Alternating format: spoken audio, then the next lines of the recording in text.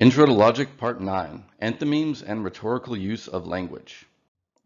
An enthymeme is an argument with a missing premise or conclusion or both. The missing parts are generally implied by context. Here's an example. I have a Jaguar, therefore I have to spend a lot on maintenance.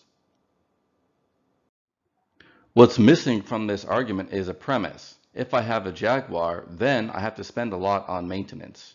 You can see it's pretty easy to fill in the logical gap in this example. Many, if not most, arguments given in ordinary language are enthymemes. We don't always bother to spell out all the premises or sometimes leave out the conclusion if these are obvious from context. Here's an example.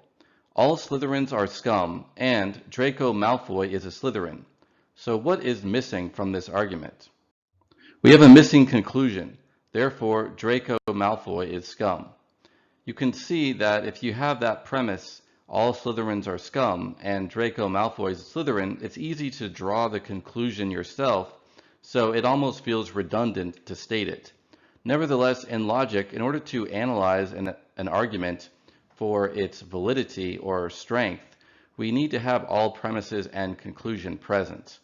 So we like to fill in the logical gaps that are present in arguments. Sometimes there's more than one reconstruction of an enthymeme possible, and we have to make a choice which of the reconstructions is more plausible as an interpretation of the intention of the speaker. Example, Donald Trump is rich. It follows that he cheats on his taxes. This is an enthymeme with a missing premise. One reconstruction fills in all rich people cheat on their taxes as the missing premise. This reconstruction makes the argument valid because if it's true that Trump is rich and if it's true that all rich people cheat, then it logically follows that Trump cheats on his taxes as well. A second reconstruction fills in a different proposition for the missing premise. Donald Trump is rich. Most rich people cheat on their taxes, therefore Trump cheats on his taxes. Now, when asking which of these reconstructions is the correct one, we don't ultimately know unless we can decipher the intention of the person who gave the argument. However, all things being equal, the second reconstruction is more plausible. Why? Because it's more likely true that most rich people cheat on their taxes than that literally all rich people cheat on their taxes. Both of those propositions could be false, but the second one is more plausible, and so it's a better reconstruction of the argument. Now, the first reconstruction is logically valid. The second reconstruction is only logically strong. However, it's better to have a strong argument with potentially true premises than a valid argument with one premise that's very likely to be false. The principle of charity can guide our reconstruction of other people's arguments. This principle says to choose a reconstruction that makes their argument as plausible as possible, which means either that it is valid or strong, if possible, or it has all true premises, if possible. So you want to try to make it both have true premises and be valid or strong. Why be charitable? Why be fair to someone's argument, especially if you think their conclusion is false or if the argument just seems implausible to you? Well, there's two main reasons. First, a general norm of fairness or reciprocity. If you are charitable in the interpretation of other people's arguments, then they will be more likely to extend the same favor to you. But the deeper and more important reason to be charitable is that you're more likely to discover whether their conclusion is actually true if you are fair and generous in interpreting their arguments. So, for example, if you're very biased against someone's argument, you're going to focus on any conceivable flaw you can find in it or any reason to believe their conclusion is false. But this could cause you to end up with a false belief of your own. We should ultimately care about what is true in the world, not just what we want to believe or what we like to believe. So by following the principle of charity, we're more likely to end up discovering what's true, even if that requires modifying some of our beliefs, than if we're just going to stick to our own beliefs and try to be as uncharitable as possible in interpreting other people's arguments. So now let's talk about the rhetorical use of language. Rhetorical use of language involves attempts to persuade an audience through unspoken implication rather than through explicit assertion. There are three main types of rhetorical language that occur in logical arguments: rhetorical questions, rhetorical conditionals, and rhetorical conditional questions. We'll cover each of those in turn. An example of a rhetorical question is from this Daily Mail issue. Is there no one left in Britain who can make a sandwich? So that's a question, but it seems to be implying that there is no one left in Britain who can make a sandwich. Evidently, the article is about a shortage of workers in sandwich shops in the UK, and so they're importing workers from Eastern Europe. So the first type of rhetorical use of language in an argument is a rhetorical question. This is a sentence that's grammatically a question, but it indirectly implies a statement or a proposition that's going to be either a premise or a conclusion of the argument. Example, you haven't saved any money, you only have a part-time job, and insurance will cost at least $2,000 a year. Do you really think you can afford that car? So in this case, we have the last sentence is a question. We have to reconstruct the argument so that it's all in the form of statements. So here's a reconstruction of the argument. The question is actually the conclusion of the argument. The premise is you haven't saved any money, you only have a part-time job, and insurance will cost at least $2,000 a year. The conclusion is, therefore, you cannot afford a car. When we're reconstructing an argument, we put the reconstructed premise or conclusion into brackets to illustrate that it was not originally a part of the argument, that it is the precise wording is our reconstruction. You also can use this for enthymemes when you're filling in a missing premise or conclusion. Rhetorical conditionals are if-then statements, conditionals, that imply an entire argument. And as a tip, the argument form is going to be either modus ponens or modus tollens. So you can use that fact to help guide your reconstruction. You can also guide your reconstruction by first figuring out what the intended conclusion is. So you fill in the conclusion and then use that to help fill in the other missing premise, keeping in mind the argument should match either modus ponens or modus tollens. Here's an example. If you were really serious about losing weight, then you would not go to Starbucks and buy sweetened coffee drinks loaded with sugar. So in this case, we have a missing premise and a missing conclusion because it's a rhetorical conditional. We can retain the original rhetorical conditional as an if-then premise in the argument. The missing conclusion is, therefore, you're not really serious about losing weight. To make this argument work logically, we need to have a missing premise. You go to Starbucks and buy sweetened coffee drinks loaded with sugar. And that premise is also kind of clearly implied by the original conditional. Once again, we put the reconstructed parts in brackets to indicate that they're part of our interpretation and they weren't part of the original wording of the argument. This argument follows modus tollens form, and so it is valid. The third type of rhetorical use of language is a rhetorical conditional question. This is a sentence that's grammatically a question, but it also has an if-then structure to it. This is the trickiest type of reconstruction because we are forced to entirely reconstruct the argument based on what we're given.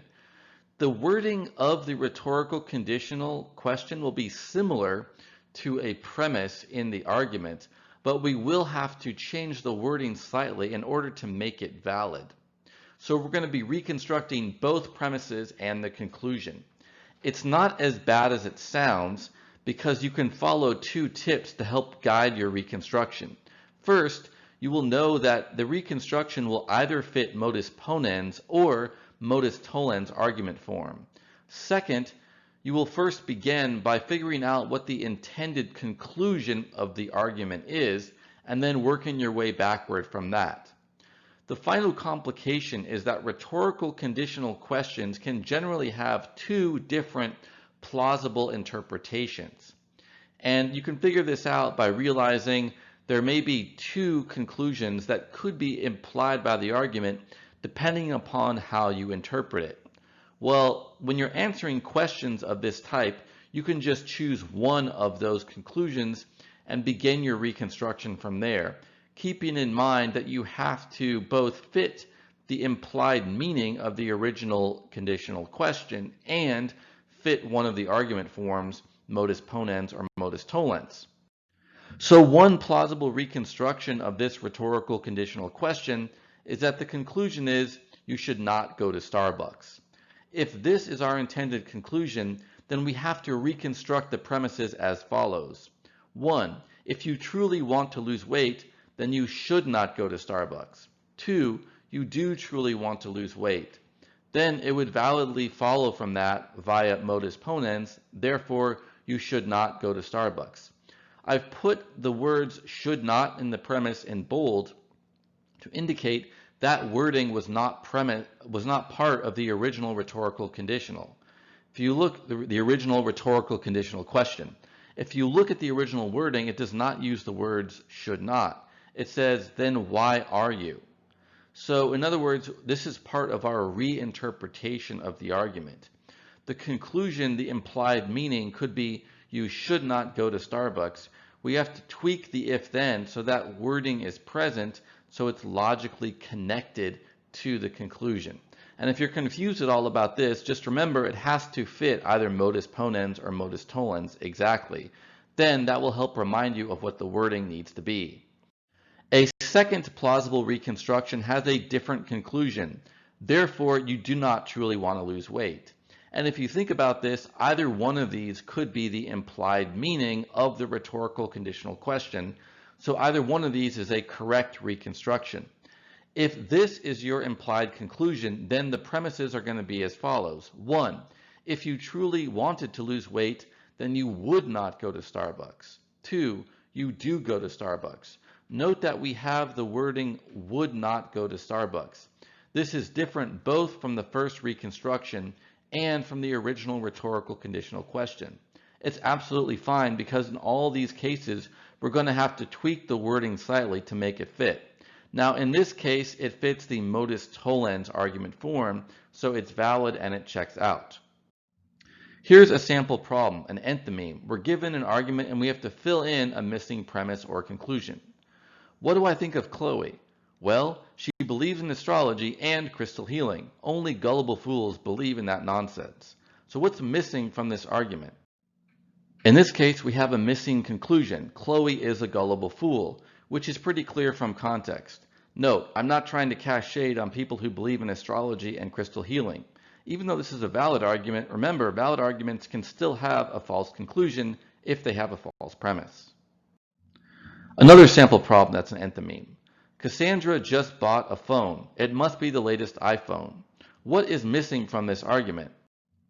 Missing premise. Cassandra only buys the latest iPhone. Sample problem, rhetorical conditional. We're given a rhetorical conditional and we have to reconstruct the rest of the argument. If the United States wants to live in peace, it must acknowledge its history of systemic racism. So what's missing here? There's going to be both a missing premise and a missing conclusion. The rhetorical conditional that we're given is going to show up word for word as a premise of the argument. Then we're going to reconstruct the rest of it using either modus ponens or modus tollens. In this case, it's clear the implied conclusion is, therefore, the U.S. must acknowledge its history of systemic racism. That means that the missing premise is the antecedent of the conditional. The United States wants to live in peace. Another sample problem, a rhetorical conditional question. If you're not happy at your job, then why haven't you quit? Remember, with the rhetorical conditional question, we're going to have to reconstruct the entire argument. So the wording of the conditional will change slightly when it appears in our reconstructed argument. So there's two possible reconstructions of this rhetorical conditional question. One has the conclusion, therefore you should quit. In order to make this work, we have to have the following premises. If you are not happy at your job, then you should quit. You are not happy at your job, therefore you should quit. And notice we've tweaked the wording to have should in the if-then statement. The second reconstruction is with the conclusion, therefore it's false that you're not happy. In order to make this work, we have the following two premises. If you were not happy at your job, then you would quit. You have not quit, therefore it's false that you're not happy. Now, the first reconstruction follows the modus ponens argument form. The second reconstruction follows the modus tollens argument form. Both are valid, either reconstruction is fine. Next up, a new chapter, Informal Fallacies.